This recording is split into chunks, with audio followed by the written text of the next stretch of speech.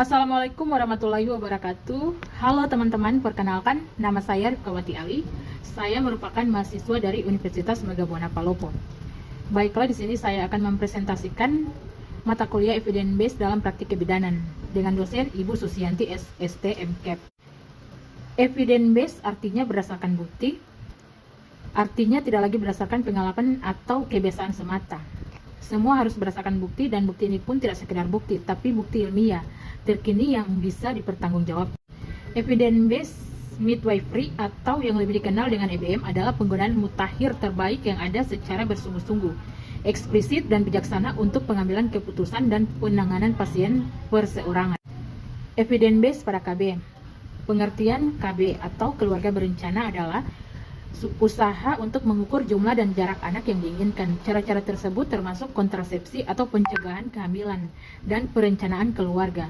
Metode kontrasepsi bekerja dengan dasar mencegah sperma laki-laki mencapai dan membuahi telur wanita atau fertilisasi, atau mencegah telur yang sudah dibuahi untuk berimplementasi atau melekat dan berkembang di dalam rahim.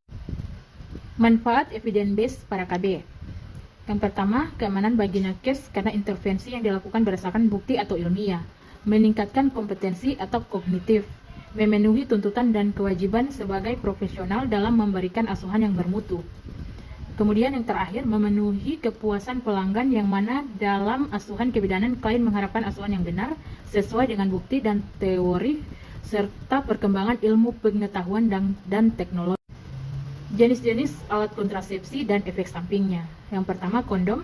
Kondom merupakan alat kontrasepsi pria yang banyak dipilih karena cara penggunaannya cukup praktis. Selain pencegahan kehamilan, penggunaan kondom juga berguna untuk menurunkan risiko penyebaran penyakit menular seksual.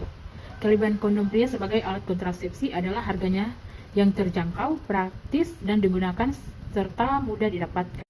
Yang kedua, pil KB. Selain kondom, salah satu alat yang tak kalah diminati sebagai kontrasepsi adalah pil KB.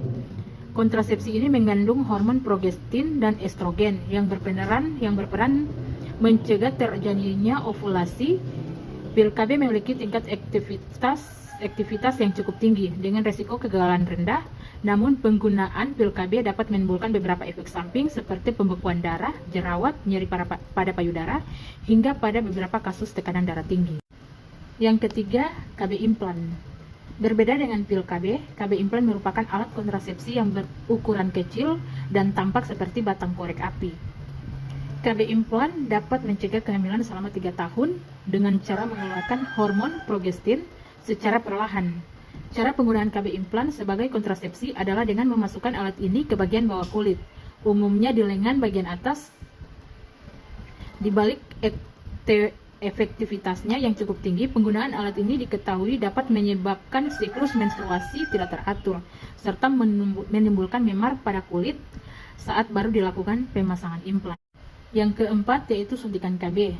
Cara kerja suntik KB hampir sama dengan pil KB, hanya saja cara penggunaannya berbeda bagi wanita yang tidak suka minum obat setiap hari, maka suntik KB bisa menjadi alternatifnya.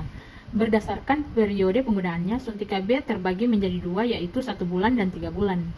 Kelebihan suntikan KB sebagai alat kontrasepsi adalah penggunaannya lebih praktis dengan risiko kegagalan di bawah 1% jika digunakan dengan tepat. Di sisi lain, suntik KB dapat menyebabkan siklus menstruasi tidak teratur dan efek samping seperti keluarnya bercak darah.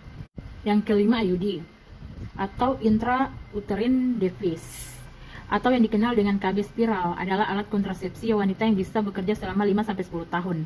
Alat bentuk T ini memiliki 2 jenis, yaitu IUD hormonal berisi hormon progestin dan IUD non-hormonal terbuat dari tembaga. IUD memiliki kelebihan bisa bertahan lama di dalam rahim, namun posisinya bisa bergeser dan menyebabkan rasa sakit tidak nyaman pada rahim atau saat berhubungan. IUD juga berpotensi menimbulkan kram dan meningkatkan volume darah saat menstruasi. Yang keenam, kondom wanita. Kondom wanita berfungsi untuk menyelubungi vagina. Penggunaannya sendiri cukup mudah untuk disesuaikan karena terdapat cincin plastik di ujung kondom. Alat ini pun tidak bisa digunakan bersamaan dengan kondom pria. Kelebihannya menggunakan kondom wanita sebagai alat kontrasepsi menjaga suhu tubuh lebih baik daripada kondom pria. Namun efektivitasnya masih lebih rendah jika dibandingkan dengan kondom pria. Bahkan tingkat kegagalannya bisa dibilang tinggi, yaitu sebesar 21% jika cara penggunaannya tidak. Yang ketujuh, diafragma. Diafragma adalah jenis alat kontrasepsi yang berbentuk kubah dan terbuat dari karet. Cara menggunakannya diafragma sebagai kontrasepsi adalah dengan menempatkannya di mulut rahim sebelum berhubungan intim. Diafragma merupakan alat kontrasepsi yang harganya cukup terjangkau, namun sejumlah kekurangannya yaitu pemasangannya harus dilakukan oleh dokter, memiliki tingkat kegagalan hingga 16% jika tidak digunakan secara tepat, serta tidak memberikan perlindungan terhadap penyakit menular. Yang kedelapan, spermisida. Spermisida adalah alat kontrasepsi berbentuk jeli, krim atau busa yang mengandung bahan kimia untuk mematikan sperma. Spermisida dimasukkan ke dalam vagina 30 menit sebelum berhubungan intim. Akan tetapi, pengguna spermisida terlalu sering berpotensi menyebabkan iritasi pada organ intim. Yang terakhir yaitu KB permanen. Jika Anda dan pasangan sudah yakin untuk tidak memiliki anak lagi, maka KB permanen atau steril adalah pilihan alat kontrasepsi yang tepat. Metode ini memiliki efektivitas untuk mencegah kehamilan hampir 100%. KB permanen pun dapat dilakukan pada pria dan wanita. Pada pria, KB permanen dilakukan dengan vasektomi atau memutus penyaluran sperma ke air mani.